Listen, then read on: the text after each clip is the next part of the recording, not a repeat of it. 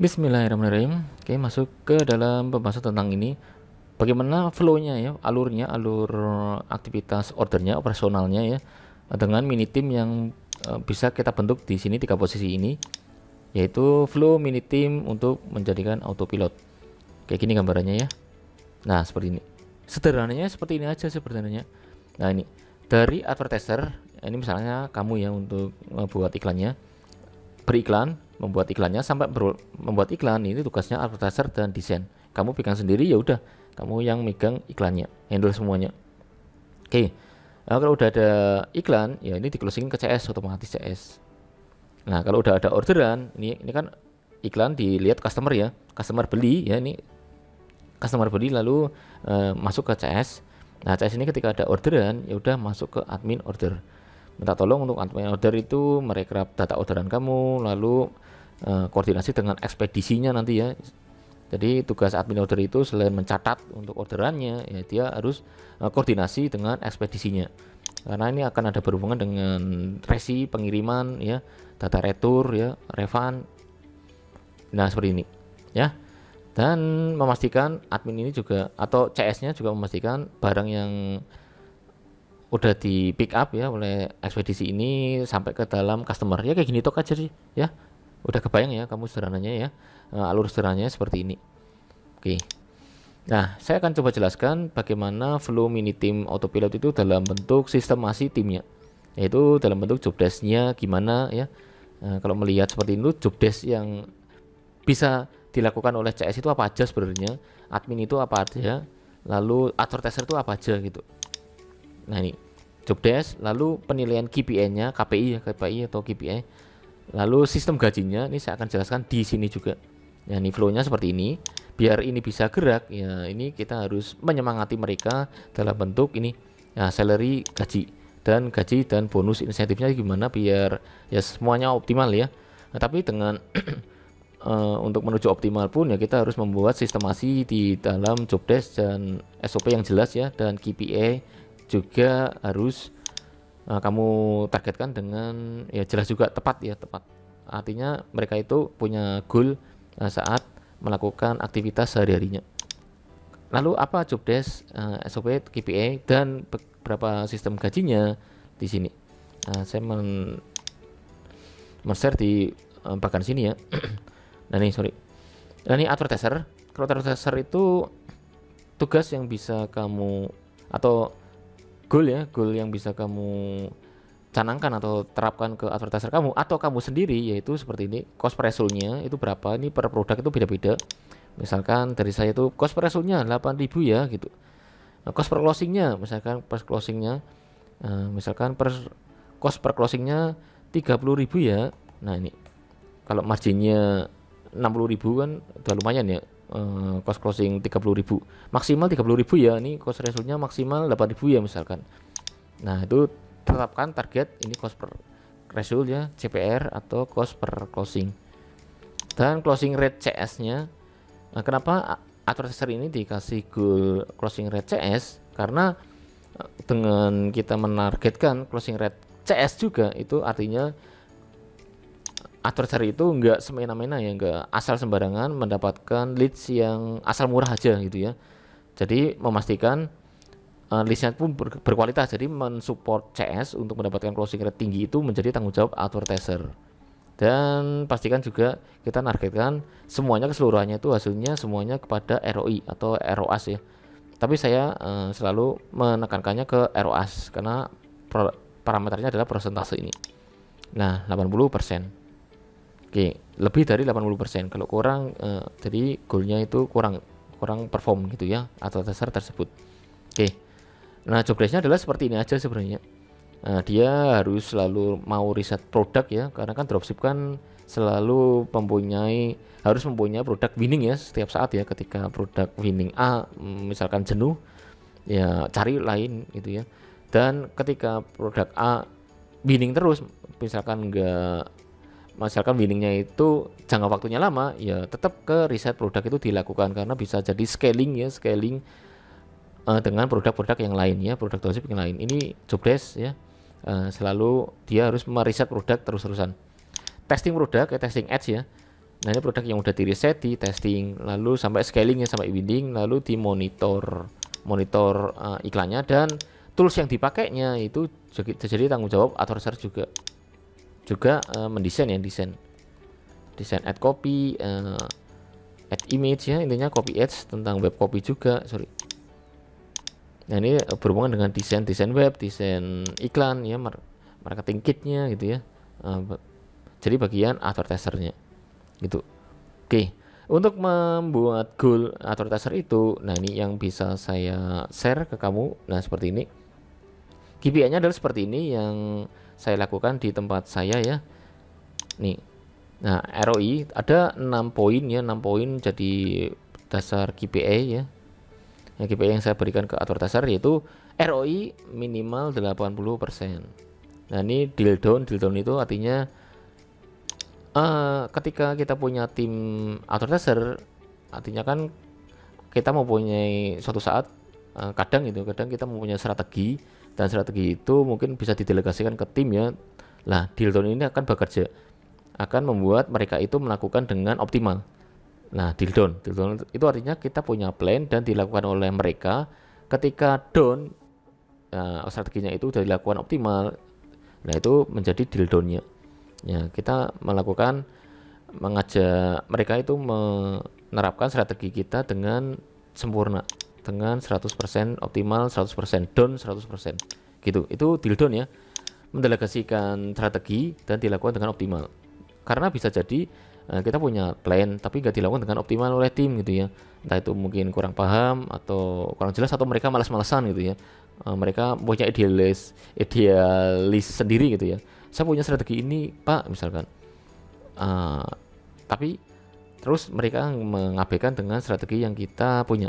Nah, itu kan akan berbahaya ya. Nah, nggak bisa terbuka gitu. Nah, makanya drill down ini biasa saya akan terapkan masukkan ke KPI advertiser. Kehadiran pun juga harus dimasukkan ke KPI. Nah, ini harus 100%. Kalau kurang dari 100% akan mempengaruhi KPI-nya. Ya. Nah, produk winning artinya ketika dia berhasil menemukan produk yang winning di bulan tersebut, nah itu menjadi semakin sempurna KPI yang dia dapatkan. Gitu. Nah, ini targetnya adalah cukup 1 bulan, satu produk aja 1 bulan ya, mendapatkan produk yang winning. Nah, target profitnya juga diterapkan ke dia. ROI, selain ROI juga ke target profitnya, karena target profit ini berhubungan dengan spending, optimalisasi spend ya. Kita misalkan dari saya bisa mampu untuk memberikan uang 30 juta per hari untuk iklan, tapi dia cuma sanggup untuk membuat iklan cuma 10 juta per day doang, ya itu kan akan sangat sulit mencapai profit yang diinginkan gitu ya. Makanya target profit ini dimasukkan ke KPI biar uang modal iklan yang disediakan itu bisa dipakai semua gitu, dipakai dengan maksimal. Makanya target profit ini bisa dimasukkan. Nah, tapi dijagani dengan ROI. Nah, ini penjagaannya dengan ROI. Nah, ini kan bobot KPI-nya juga gede-gede nih. Nah, ini tuh bobot KPI dicantumkan berdasarkan ya bobot kualitas KPI, ini poin-poin KPI yang kamu berikan ini. Semakin urgent atau semakin itu berpengaruh, KPI bobotnya itu lebih gede. Itu ini 25%, 25, ini 25 juga. Nah, yang poin ke-6 adalah problem solving. Nah, ini untuk membuat tim itu mempunyai inisiatif ya, tergerak, selalu mempunyai inisiatif. Jadi enggak semua solusi itu dari kita leadernya, misalkan leadernya yang selalu ngasih solusi terus. Lain kita masukkan poin kalau dia punya problem dan bisa diselesaikan di dia sendiri gitu ya. Nah, ini bobotnya adalah 10 gitu ya. Ini dimasukkan 6 poin ini yang bisa saat ini yang saya gunakan di advertiser adalah di 6 poin ini, KPI ini yang bisa untuk memaksimalkan ya tim advertiser. Nah, urutannya seperti ini atau susunannya. Ini poin KPI, lalu bobot KPI. Ya, KPI itu ya sampai 100 nih bobot ini disusun semuanya. Kalau kamu punya 4 poin aja, ya enggak apa-apa juga. Yang penting bobotnya itu 100 gitu. Kamu susun angka-angkanya, totalnya keseluruhannya adalah 100. Nah, ini targetnya ya, targetnya kamu cantumin juga. Misalkan ini 100%, kehadirannya 26 hari ya. Ini product winning 1, dan ini targetnya misalkan 500 juta misalkan. Profit itu ya profit penjualan, profit kotornya, gross profit ya. Problem solving 100% gitu. Nah, ini realisasinya nanti di akhir bulan, pada kenyataannya realisasinya gimana sih gitu. Nah, ternyata ROI-nya cuma tembus 60%. Ini misalkan aja. Ini contoh ya, contoh aja. 60% atau misalkan cuma 70% saja. Nah, ini skornya akan berubah juga. Ini udah ngerumus ya. Skornya akan menjadi cuma 87%.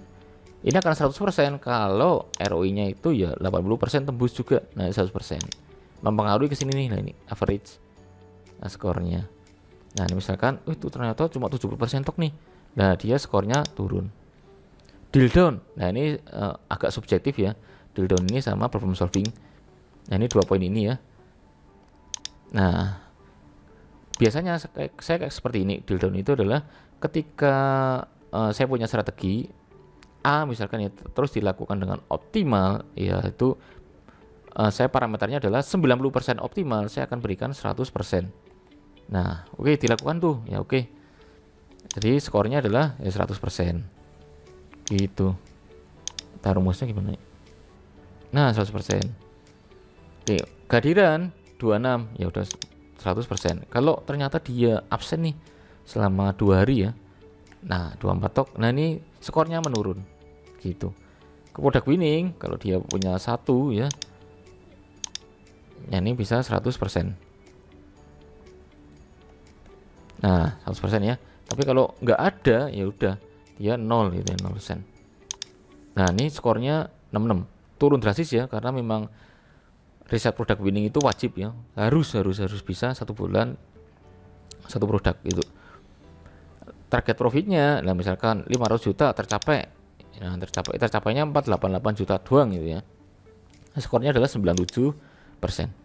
Problem solving misalkan 100%, ya realisasinya 100% juga. Nah, seperti ini gitu. Nah, gitu. 7957 skornya. Ini nanti berpengaruh pada bonus insentifnya gitu. Ya. Skor akhirnya 8051.51. Nah, ini nanti saya jelaskan, ini gambarannya seperti apa, saya jelaskan nanti di slide berikutnya. Nah, oke, salary advertiser ini sebagai contoh saja ya, contoh. Nah, ini misalkan UMK di tempat saya kan Purwokerto ya. 2 juta per bulan UMK-nya ya, UMK. Per daerah masing-masing beda ya UMK-nya. Nah, ini misalkan, nah ini strategi yang bisa saya share ke kamu ya, yaitu untuk menentukan salary fixed cost-nya. Fixed cost itu cost biaya yang tetap ya, tetap bisa kamu berikan ke tim gitu. Enggak berubah-ubah ya, tiap bulan itu ya kamu harus ngasih seperti angka itu gitu. Nah, ini gaji pokok pertama, biasanya saya pecah-pecah ya untuk membuat perhitungan gaji ya.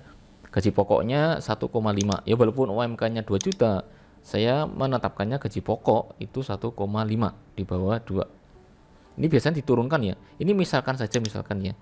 Jadi enggak saya bocorkan untuk berapa-berapanya sebenarnya, yang sebenarnya cuma yang saya sarankan itu ya, di angka gaji pokok itu di bawah UMK yang ditetapkan. Karena akan ditambahkan oleh poin-poin lainnya ini sehingga akan menembus di angka atas UMK ini. Nantinya perhitungannya seperti itu yang bisa saya sarankan ke kamu untuk mendapatkan advertiser yang bagus gitu. Nah, ini gaji pokok adalah 1,5. Uang makannya ya bisa kita berikan misalkan 10.000 per hari ya. Uang makannya kita kasih, dan mereka boleh membawa makanan dari rumah boleh ya, atau membeli makanan dari luar juga nggak apa-apa. Ini 10.000 per hari, atau bisa juga misalkan kurang misalkan 14.000. Nah, ini kan di Purwokerto ya. Kalau 14.000 kali 26 berapa? 14.000 kali 26. Nah, 364 misalkan. Boleh juga. Nah, kalau 10.000 pun enggak apa-apa juga. Nah, ini untuk pembagian perhitungan itu aja, salary saja ya. Misalkan 10.000 per hari adalah 260.000. Ini misalkan saja. Nah, kamu bagi-bagi untuk penambahan lainnya. Kalau ini ditambah ini kan masih 1,7 juta ya, jadi masih di bawah ya. Nah ini jangan kamu memberikan salary gaji di bawah UMK, itu akan sering mental itu ya. Nah pastikan semuanya itu totalnya nanti di angka harusnya, terutama saran saya adalah di bagian author tester yang bagian penting untuk penjualan, terutama di penjualan utama kamu lewat Facebook Ads ya. Makanya kamu harus mau untuk menambahkan ya pembayaran lebih kepada tim yang memang penting ini, nah advertiser ini. Nah makanya kamu harus memberikan beberapa poin ini dalam bentuk ya tunjangan-tunjangan lah gitu. Misalkan kamu kasih transportasi, ya transportasinya misalkan berapa ya, misalkan saja deh 250.000. Nah gini, nah kan jadi 2 juta ya, udah lebih ya. Nah misalkan kamu mendapatkan, ini kos pun juga opsional ya, kalau kamu mendapatkan orang di satu kota ya nggak perlu tunjangan kos. Tapi kalau misalkan ternyata yang potensinya itu ada di luar kota dan dia bingung untuk tempat tinggalnya, dan sementara kamu nggak punya tempat tinggal untuk mes gitu ya, ya kamu kasih tunjangan kos ya gitu. Misalkan tunjangan kosnya adalah 300.000. Nah gitu ya. Ini opsional ketika diberikan itu saat kamu mendapatkan tim atau tester dari luar kota kamu ya gitu. Lalu nah ini penting juga profesi. Nah ini profesi, kamu menganggap ya, posisi itu paling penting ya, intinya penting ya, berpengaruhnya juga besar ke usaha kamu. Nah makanya kamu harus memberikan tunjangan profesi di sini ya. Oke, misalkan tunjangan profesinya adalah 250.000. Nah ini menjadi 2,5. Ini contoh saja ya, bisa kamu otak-atik di sini. Misalkan transportasinya 5.000 kali 30, misalkan 150.000 aja untuk uang bensin misalkan ya. Nah gini, kalau kos, misalkan kos di tempat kamu 500 ya 500. Kalau tempat Purwokerto mungkin 300 juga dapat, bagus juga 300 per bulan gitu. Profesi ya kamu juga bisa mainkan di sini. Nah itu, ini angka-angka ini adalah contoh saja. Yang saran yang saya share, saya share ke kamu adalah advertiser pastikan fixed costnya, gaji yang tetap, intinya tetap ya, yang dia dapatkan tiap bulannya itu harus di atas UMK. Itu pastikan kamu berikan ke advertiser yang udah lulus training ya. Kalau dia masih training ya angkanya nggak segini, itu masih di bawah UMK. Ini kalau udah lulus training gitu. Oke, lalu bonusnya selain ini dia juga mempunyai bonus yang lainnya gitu. Oke, bonus lainnya adalah ini, biasanya saya memberikan persentase dari profit yang dihasilkan. Nah ini, jadi sharing laba lah gitu, sharing profit bukan laba ya, profit ya. Jadi belum ke laba tapi masih profit kotornya, gross profitnya. Nah misalkan profit yang dihasilkan bulan ini 500 juta misalkan ya, misalkan. Lalu bonusnya berapa nih, bisa kamu mainkan. Misalkan 0,1 atau 0,2 boleh 0,3 atau 4, misalkan 0,2 ya. Ya ini 0,2